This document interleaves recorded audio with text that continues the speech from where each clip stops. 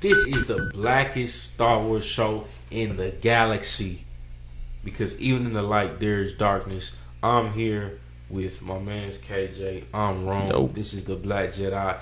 Talking to you about the Bad Batch with Topeka Island. This was a crazy episode, man. What are some highs off the rip that you would say occurred? So right off the rip, the highs is we are getting a bit more into a few things. You know, we get to see the commandos.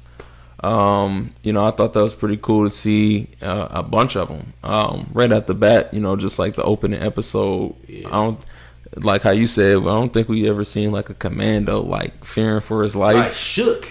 You know what I'm saying? Usually they the ones that like their armor and their whole guard strikes fear into the hearts of their enemies. They're supposed to. Yeah. Exactly. You know, and like these guys, you know, this opening scene with this commando, like he looked like his life was in shambles, and we figure out why. Yeah. It was because of a Zillo beast. Zillo beast. And I don't blame him, because that thing, Zillo beast can grow and it feeds off of energy. And man, that thing turned into Godzilla. Yeah, which is something I didn't know. Like I didn't know it started. I don't know if that's like the common trend or if that's just this particular like cloned experiment. But I didn't know that like it grow and feed off energy was like a life force like that required like bodies, mass, and then light and energy, stuff like that. Yeah. Yeah, it's definitely interesting to me. Oh yeah. I learned that. Yeah, the thing is, and then of course it has like, you know, the armor, man, like other Zillo beasts is like very, very, very dense and hard, if I'm not mistaken. Impenetrable, right? So, you know, we get to see a little bit of that, and then Topeka Island as well. We get to see Nala Se, and of course I forgot the doctor's name, but just like the back and forth of like getting her to speak, and you know, we need your mind for these research and experiments. So, you know, Nala Se obviously not cracking. So, you know, the doctor's like, you know what? I think I got one idea in mind. And, you know, obviously it's the Prime Minister of Camino. And I forgot his name, but pretty much, you know, he gets shipped onto the island later on in the episode. And, you know, the Prime Minister is like, I know one thing that's going to make her talk. And it's Omega. Omega. Yeah. Clone. Yep. This is Omega. So I like seeing, you know, the interaction between the doctor and really just more of that off world of, you know, experimenting and kind of like the science east side of like the Empire. I like seeing some of that stuff.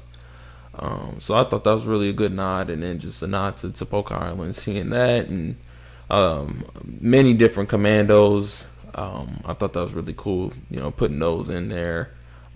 Music was fine, and a lot of great illustration and scenes, you know, seeing the lush planet of it, and you know, I thought that was pretty cool for the most part. Anything that you got? Yeah, I mean, yeah, I definitely think, and so it appears that Star Wars is taking on a lot more influences of culture with. I think this was a Stranger Things-esque type vibe for sure, which is not entirely out of the realm of possibility for typical Star Wars projects. Like there has been some horror elements at times to Star Wars, but I think this one in particular just felt like a real like, I don't know, I wouldn't say a departure from it, but it did definitely feel like they're kind of catering more towards that vibe. And so I still don't really know how I feel about it. I mean, it's somewhat of a vibe, you feel me? But yeah, my biggest, I guess, critique and beef is maybe what feels to me an inconsistency with Hunter's abilities. Oh, because it's like, yeah, dog, how does this dude keep missing sensing? Like one in the previous episode I did mention, he missed sensing Benny taking the ship, or Benny being around, and then now he didn't sense the creature at all. Like It's like, what happened to this dude's powers? Like, dude just stopped losing his ability to detect things. You feel me? So it definitely kind of felt like.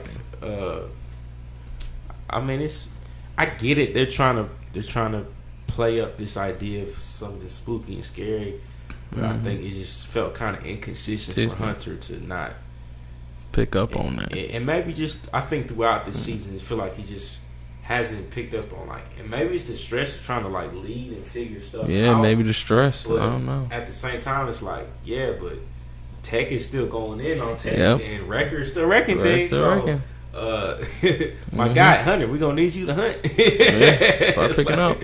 Yeah, you know what I'm saying? Pick up some of the weight of like sensing danger and, you know what I'm saying, being kind of ahead of that, because it's definitely, because his ability, right, it was described in the Clone Wars in the initial episodes of the Bad Batch, where it's like he can sense anything on the planet, something like that. Yeah, and like from heat signature. So it's like, I know that Zilla Beast has some heat signature, right? All that energy he had, all the energy. I'm like, yeah, this not like adding up. Ticking time bomb. It's not adding up for me, man. Y'all gotta make sure when you're writing it, like you're keeping that piece of Hunter tapped in, because it kind of feel like he's kind of lost of his abilities during this season.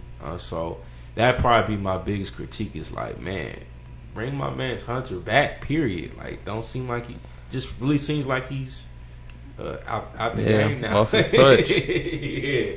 He's on his last leg or something. You feel me? You got any lost? I don't know.